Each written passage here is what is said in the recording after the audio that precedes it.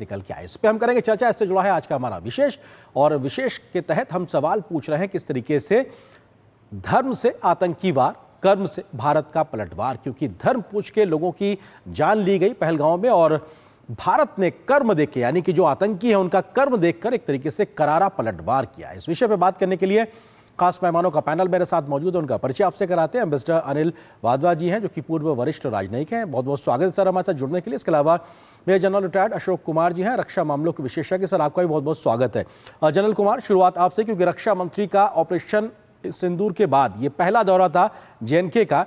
उसके क्या संदेश है, और ये सीधे तौर पे इस बात को स्पष्ट कर देना भारत का मंत्र कहा जाए या संदेश कहा जाए कि आपने धर्म पूछकर हमला किया था, हमने आपका कर्म देख के आपका खात्मा किया। ये बहुत बड़ा एक संदेश सीधे तौर पे।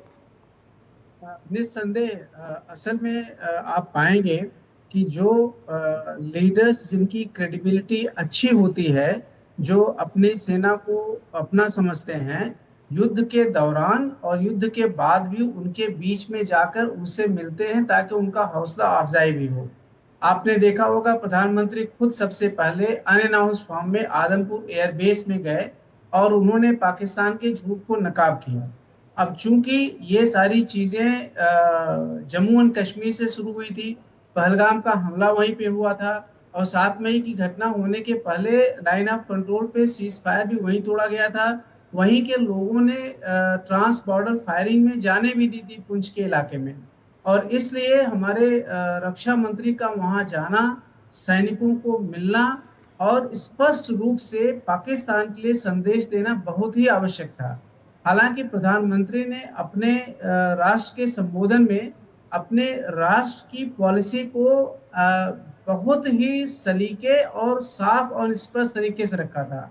रक्षा मंत्री जी उसी को एक नए आयाम में प्रस्तुत कर रहे हैं, जो बहुत जरूरी था। उन्होंने पाकिस्तान द्वारा किए गए धर्म के आधार पर जो नृशंस कार्य हुआ था, उसके आधार पर उन्होंने बताया कि वो कर्म के आधार पर पाकिस्तान को पेनलाइज कर रहे हैं। जी और उसका मेन मकसद यह है कि पाकिस्तानी जनता के ऊपर कोई आघात नहीं किया गया, लेकिन वहां पे जो आतंक में लिप्त टेररिस्ट हैं, जी उनके ऊपर उनके बुरे कर्मों की वजह से बिल्कुल। उनके और ये एक संदेश भी सर आगे के लिए भी है कि आप अगर अपने कर्म अगर सुधार लें तो आपकी खैर हो सकती है, अन्यथा खात्मा आपका होना तय है।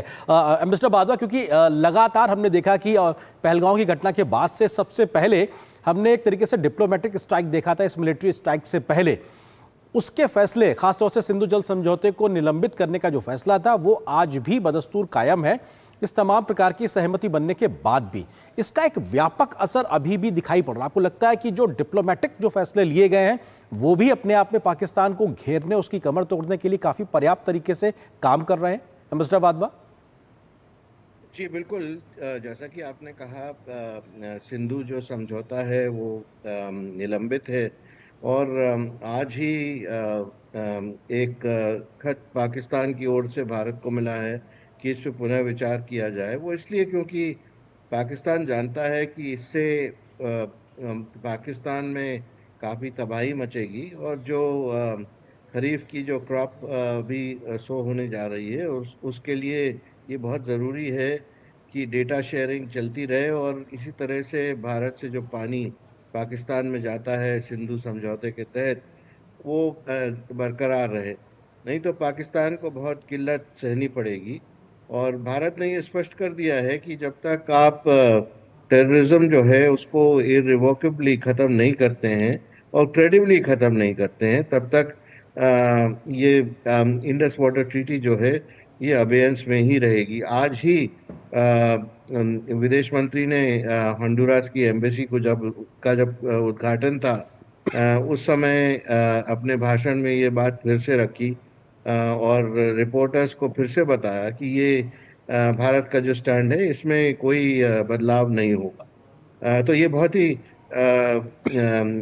प्रखर स्टैंड है, प्रचंड स्टैंड है, और आगे चलकर मुझे लगता है कि इसमें कोई बदलाव नहीं होने वाला है। जी इसके साथ साथ यूनाइटेड नेशन सिक्योरिटी काउंसिल में भी हमारी टीम गई हुई है, और टीआरएफ को जो यूनाइटेड नेशन सैंक्शंस कमेटी है, उसमें इसको लिस्ट कराने के लिए भरपूर कोशिश जारी है। सभी सबूत पेश किए जा रहे हैं। तो पाकिस्तान के ऊपर डिप्लोमेटिक दबाव भी चलता रहेगा, जी और दूसरे जो भारत के देश हैं उनके थ्रू भी पाकिस्तान के ऊपर इस तरह का दबाव आगे देखने को मिलेगा। बिल्कुल। जनरल कुमार, क्योंकि बहुत जरूरी है इस बात को भी समझना कि आज रक्षा मंत्री जब ये कहते हैं कि पाकिस्तान जैसे देश के जो परमाणु हथियार हैं, क्या वो उसके हाथों में सुरक्षित हैं भी या नहीं, ये बड़ा सवाल खड़ा करते हैं। और साथ ही साथ ये कहते हैं कि आईएईए के निगरानी में क्या उसको नहीं दे देना चाहिए। ये भी अपने आप में एक बड़ा संकेत, संदेश भारत की ओर से कि साहब कैसा एक मुल्क है जिसके पास इस प्रकार की चीजों का होने से भारत ही नहीं बल्कि दुनिया भर को एक तरीके से खतरा है। ये एक्चुअली बहुत इम्पोर्टेंट मुद्दा है। मैं तो ये मानूंगा ये मुद्दा पिछले वाले मुद्दे से भी ज़्यादा इम्पोर्टेंट है। क्योंकि अगर आप देखें, जब कारगिल की लड़ाई हुई थी उसके जस्ट पहले इंडिया और पाकिस्तान दोनों ने न्यूक्लियर डेटोनेशन किया था। और रिसेंटली एक्वायर्ड वेपन्स थे। हालांकि इंडिया ने तो पहला डेटोनेशन 1974 में ही कर रखा था, बट जो दोबारा किया तो उसके बाद पाकिस्तान ने भी ताबड़तोड़ किया। तो कारगिल की लड़ाई में उसको इस चीज का बेनिफिट मिला कि वो भी एक न्यूक्लियर पावर है। एंड बिल क्लिंटन की मध्यस्थता से नवाज शरीफ को कहा गया कि आप अपनी सेनाएं वापस बुलाइए। भारत ने भी लाइन ऑफ कंट्रोल का मान रख करके वहां से उसके सेना को पीछे खदेड़ा। उसको लग रहा था कि अब उसकी जो न्यूक्लियर क्षमता है उसको एज ए डेटरेंट यूज करेगा एंड भारत को ब्लैकमेल करने में फिर कामयाब हो। और वही उसने इस बार भी किया कि इसके पहले की 7 मई का हमला हो हमारी तरफ से, 22 अप्रैल के बाद में जब प्रधानमंत्री ने बोला कि हम इसका बदला लेंगे और टेररिस्ट को नहीं छोड़ेंगे, तभी से उनके लीडर्स एंड बाकी सब लोगों ने फर्स्ट स्टेज में कहना शुरू कर दिया कि ये हमने न्यूक्लियर बम, हमने मिसाइलें क्या उसको रखने के लिए थोड़ी बनाई है, इसको हिंदुस्तान के लिए बना रखी हुई है। जी तो एक ये गैर जिम्मेवाराना कदम था। इवन जिस देश में न्यूक्लियर वेपन्स होते हैं वो भी एक उसका स्टेटमेंट या यूज करने का इंटेंट भी काफी लेट स्टेज में बताया जाता है, ना कि अब इनिशियो। तो जाहिर है कि पाकिस्तान जो है एक न्यूक्लियर ब्लैकमेल में लग रहा था। उसको लग रहा था कि भारत को अपने ऊपर अटैक करने से बचा लेगा। लेकिन भारत ने उसके न्यूक्लियर ब्लैकमेल को सामने ला करके नेस्त नाबूद कर दिया और जी उसके बावजूद उसके घर में घुसकर वो किया। लेकिन ये जी चीज स्पष्ट है कि उसके पास जो भी न्यूक्लियर कैपेबिलिटी है, हालांकि न्यूक्लियर कमांड अथॉरिटी में वो जो कोड्स होते हैं वो कई लोगों के पास डिस्ट्रीब्यूटेड होते हैं। जी लेकिन पाकिस्तान के सिस्टम में वहां की आर्मी कब टेक ओवर कर ले, क्या कर ले, वो कहा नहीं जा सकता। बिल्कुल। और सर, जो ये चीज ऑपरेशन सिंदूर में एक चीज और भी हुई जिसको दुनिया भर के तमाम जो विश्लेषक हैं वो लिख रहे हैं कि पाकिस्तान के परमाणु हथियारों तक पाकिस्तान की ही पहुंच को सीमित करने के लिए उनके एंट्री एग्जिट पॉइंट पे जो भारत ने धमाके किए उसकी वजह से वो घुटनों पे आ गया। तो ये एक तथ्य भी है मिस्टर वाधवा, क्योंकि एक महत्वपूर्ण चीज आज रक्षा मंत्री राजनाथ सिंह ने कही, वो ये भी कि जब मांगने वालों की एक तरीके से जहां पाकिस्तान खड़ा हो जाता है वहां से मांगने वालों की लाइन शुरू हो जाती है। उस फिल्म का डायलॉग नजर आता है जो अमिताभ बच्चन का एक तरीके से था, बट एक तरीके से दूसरे परिप्रेक्ष्य में ये बात कहते हैं। एक मसला तो ये कि पाकिस्तान की खुद की हालत क्या है आर्थिक तौर पे वो, और जो बात आपने कही थी कि हमने जो यूएन की कमेटी में 1267 में कमेटी में जो प्रूफ दिए हैं, इस सबसे आगे अब बात आगे बढ़ेगी कैसे और कहां तक ये सबूत के द्वारा हम और घेरते नजर आएंगे? देखिए, इसमें कोशिश करने की बहुत संभावना है, क्योंकि अभी तक जो पहलगाम से पहले भारत ये कई बार कोशिश करता रहा है कि टीआरएफ जैसे जो संगठन है उनको 1267 जो समिति है उसके द्वारा लिस्ट किया जाए एज ए टेररिस्ट ऑर्गेनाइजेशन। लेकिन इस बार जब टीआरएफ ने ये कबूल किया कि उन्होंने पहलगाम के ऊपर हमला किया, हालांकि 2 दिन के बाद ये स्टेटमेंट रिट्रैक्ट कर ली गई। चीन ने बहुत कोशिश करी कि टीआरएफ जो है उसका मेंशन ना हो, और पाकिस्तान और चीन ने मिलकर इसका रेफरेंस बाहर रखा। लेकिन कितने दिन तक ये रेफरेंस बाहर रह सकता है ये देखने वाली बात है, क्योंकि अब जो है जो इलेक्ट्रॉनिक इंटरसेप्ट्स हैं उन सब का प्रूफ भारत के पास है। भारत वो सामने रखेगा, और दूसरे देशों ने भी देखा है कि ये जाहिर है कि पाकिस्तान द्वारा ही परपेचुएट किया गया टेरर अटैक है। और जो पाकिस्तान की जो आईएसआई है, आर्मी है, और जो टेररिस्ट हैं ये एक ही एंटिटी हैं। तो ये जब रियलाइजेशन दुनिया भर को होगी तो नेचुरली सैंक्शंस कमेटी के ऊपर भी बहुत दबाव पड़ेगा कि इसको लिस्ट किया जाए। अब देखने वाली बात है कि किस किस हद तक चीन पाकिस्तान को बचाता है। हमने पहले देखा है कि जी। कुछ सालों सालों से चीन कुछ टेररिस्ट को बचाता रहा था। उसके बाद लेकिन कई सालों के बाद ये हो ना सका और चीन को उन उन टेररिस्ट को लिस्टिंग के लिए अलाउ करना पड़ा। तो इसके लिए प्रेसिडेंट है। लेकिन इसके इसके लिए दबाव जरूर बनाकर रखना पड़ेगा। जी, भारत को दूसरे देशों के साथ ही काम करना पड़ेगा। बिल्कुल कई मोर्चों पे दबाव बनाना होगा, साथ साथ आर्थिक मोर्चेबंदी का भी अपने आप में एक बड़ा पहलू है जिस पे भारत लगातार काम कर भी रहा है। जनरल कुमार, क्योंकि इस बात को समझना भी जरूरी है कि प्रधानमंत्री के बाद रक्षा मंत्री भी सीधे तौर पे कहते हैं कि भारत का न्यू नॉर्मल क्या है। आप समझिए इस बात को, क्योंकि न्यू नॉर्मल के तहत आप कुछ भी करेंगे, आतंकी घटना तो हम एक्ट ऑफ वॉर की तरीके से लेंगे और घर में घुस के मारेंगे। ये संदेश तो प्रमुखता से पहुंच गया ना दुश्मनों तक।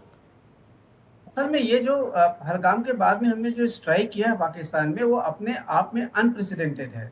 अगर आप 2016 और 2019 की अटैक्स देखें, जो हमने रिस्पॉन्ड किया था सर्जिकल स्ट्राइक इन बालाकोट में, वो पीओके के एरिया में लाइन ऑफ कंट्रोल तक सीमित थी। हालांकि बालाकोट में तो हमने एयरक्राफ्ट का इस्तेमाल करके उसको नए लेवल तक ले गए थे, लेकिन कुछ एक टेररिस्ट इंफ्रास्ट्रक्चर को हमने बर्बाद किया था। लेकिन उतना ब्लेटेंट प्रूफ सामने नहीं आया था जितना इस बार आया। इस बार आप देखिए हमने क्या किया। हमने पीओके में लाइन ऑफ कंट्रोल के उस पार गए, साथ ही साथ उसके पंजाब प्रोविंस में हम 100 किलोमीटर, जहां पर जेईएम और एलईटी के हेडक्वार्टर्स थे बहावलपुर मुरीद के, वहां पर इतना प्रिसीजन अटैक किया जिसकी आप कल्पना नहीं कर सकते। बिल्कुल। कि एक ही बिल्डिंग में सिविलियंस रह रहे हैं, एक ही बिल्डिंग में टेररिस्ट रह रहे हैं, और उन टेररिस्ट को मारा गया और सिविलियंस को आंच तक नहीं आई। और जिसमें 100 से ज्यादा टेररिस्ट मारे गए, और उसमें 5 एक तो ऐसे हैं जिनका शामिल होना मेजर घटनाओं में शामिल है, जो IC 814 का अपहरण है, डैनियल फर्न की हत्या है, और तरह तरह की चीजें। तो भारत का ये एक्शन करना, और साथ में एक नेशनल डिक्लेरेशन प्राइम मिनिस्टर के द्वारा, और जो बाद में आज रक्षा मंत्री जी ने भी कहा कि अब कोई टेररिस्ट एक्टिविटी जो होगी वो एक्ट ऑफ वार माना जाएगा। ये अपने देश के लिए बहुत बड़ी चीज है।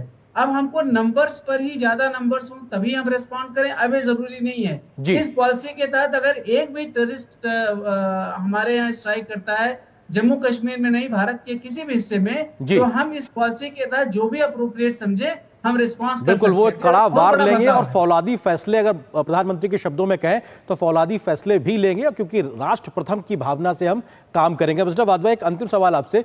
आर्थिक नाकेबंदी भी बहुत जरूरी है। हमने IMF में भी काफी प्रयास किया, हालांकि जियो पॉलिटिक्स को ध्यान रखते हुए कई प्रकार के फैसले इस बार से होते जिसमें हम कई बार उतना सफल नहीं होते जो अपेक्षित होता है। लेकिन FATF जैसे जगहों पर भी पाकिस्तान को फिर से बेनकाब करने की कोशिश करना या अन्य वैश्विक मंचों पर घेरना, ये प्रक्रिया भी जरूरी है, और कैसे इस पर आगे बढ़ा जाए? मिस्टर वाधवा जी, तो पहले आपने IMF की बात करी। वहां पर चूंकि नेगेटिव वोट कोई डाल नहीं सकता है, उसमें सिर्फ एब्सटेंशन होती है या फिर लोन का अप्रूवल होता है।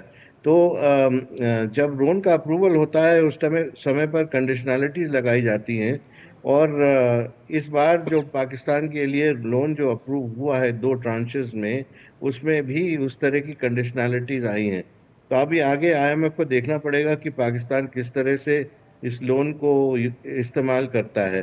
भारत के पास इतनी क्षमता नहीं है IMF में, कितनी वोट्स नहीं है कि इसको रोक सके।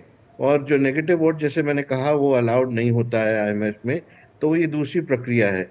लेकिन बाकी जो देश हैं वो उसको मॉनिटर जरूर करेंगे।